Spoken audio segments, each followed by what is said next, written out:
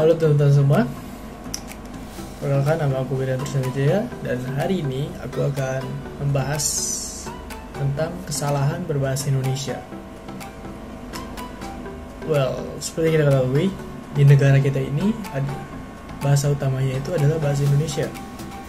Tapi dalam kehidupan sehari-hari, entah itu dalam kita berbicara, entah itu dalam kita mengetik naskah atau membuat makalah penelitian,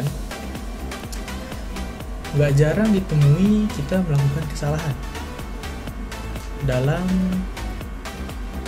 mengucapkan atau mungkin mengetik kata-kata bahasa Indonesia sehingga kalimat itu menjadi tidak efektif atau mungkin kurang dimengerti. Nah, oleh karena itu hari ini kita akan membahas tentang kesalahan bahasa Indonesia yang bisa kita temui di artikel berita.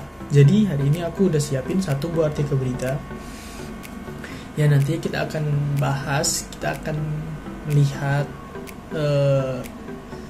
penggunaan kata-kata atau kalimat yang kurang efektif di dalam artikel berita tersebut. Oke. So, tanpa basa-basi lagi, kita mulai aja. Bisa teman-teman lihat.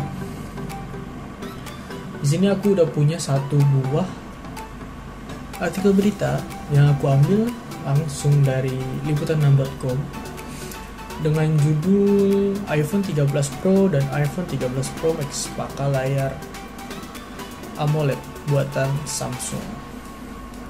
Oke. Bisa kalian lihat di layar. Di sini aku udah ada tandain ya beberapa kalimat dan kata yang menurut aku itu penggunaannya kurang tepat. Jadi aku kasih tanda warna merah ini. Oke, kita bahas dari yang paling pertama. Di sini ada kalimat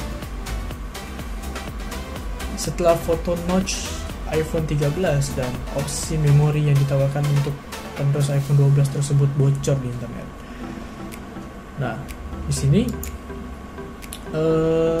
menurut aku kalimatnya ini kurang efektif. Oke, kalimatnya kurang efektif sehingga kita dapat ubah kalimatnya mungkin seperti ini.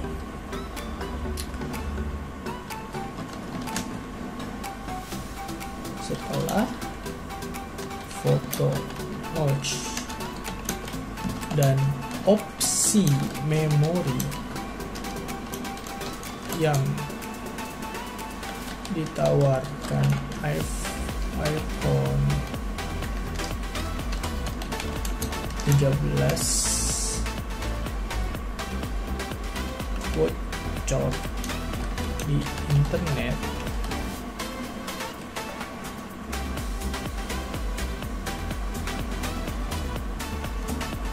kini ada kabar terbaru tentang smartphone milik Apple tersebut. Nah, kalau di sini setelah diubah kita bisa lihat ya kalimatnya itu jadi lebih efektif.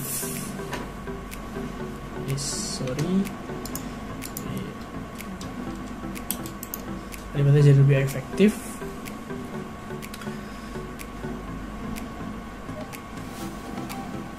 Nah, lalu di sini ini ada satu kesalahan juga yang aku tadi lupa ya kasih warna merah. Di sini tuh ada kata-kata Apple. Apple di sini itu kan perusahaan pembuat iPhone itu sendiri. So, seharusnya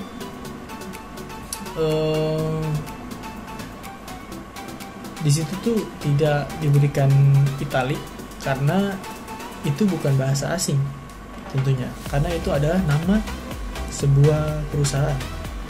Jadi cukup diberi huruf besar aja di awal katanya.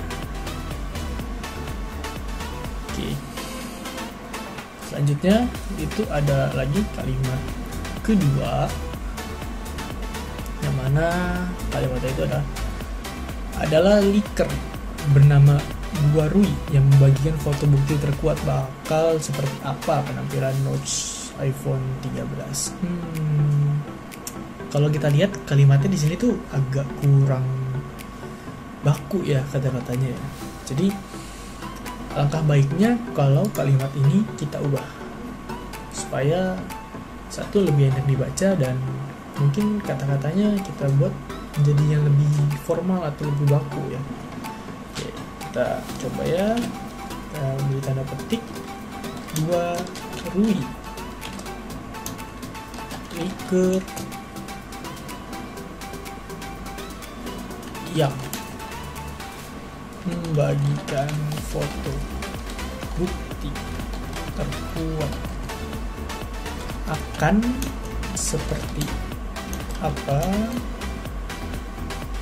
penampilan Note iPhone 13. Oke, di sini kita delete dulu. Kita delete.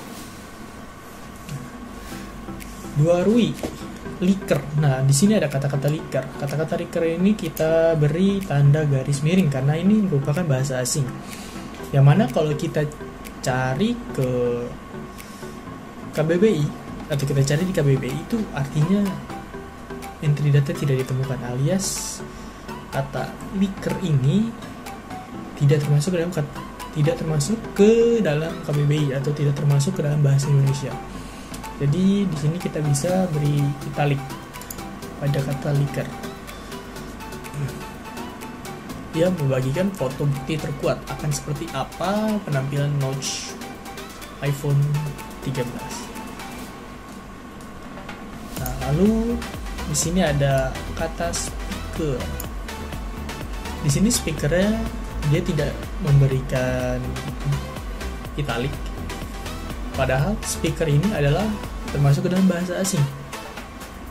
Yang mana kalau kita lihat di KBBI lagi, kata speaker ini tidak ada artinya atau tidak ada datanya, ini nggak ada, no entry. Jadi kata speaker ini tuh tidak termasuk ke dalam bahasa Indonesia dan dia termasuk ke dalam kategori bahasa asing, sehingga kita harus memberikan italic di kata speaker ini. Lalu yang terakhir ini ada kata bezel. Kata bezel ini sama seperti speaker dan liker. Di KBBI itu nggak ada artinya atau nggak ada kata bezel di dalam KBBI, sehingga bezel ini termasuk juga ke dalam kata asing, kata-kata asing, yang mana membuat kita harus memberi italic di kata tersebut. So kita kasih italic dan sisanya menurut aku sih sudah bagus ya kata-katanya dan tidak ada hal-hal yang perlu kita ganti lagi. Oke. Jadi setelah kita lihat ya di artikel berita yang barusan, ternyata dalam kita menuliskan sebuah artikel atau makalah penelitian itu bisa terjadi kesalahan, teman-teman. Jadi semoga dengan adanya video ini dapat membantu kita semua untuk lebih aware atau lebih perhatian terhadap penggunaan kata yang kita lakukan, sehingga kata yang kita gunakan, kalimat yang kita gunakan itu menjadi sebuah kalimat efektif dan katanya itu juga bagus dibaca, terus juga kata-katanya itu memang tepat lah gitu.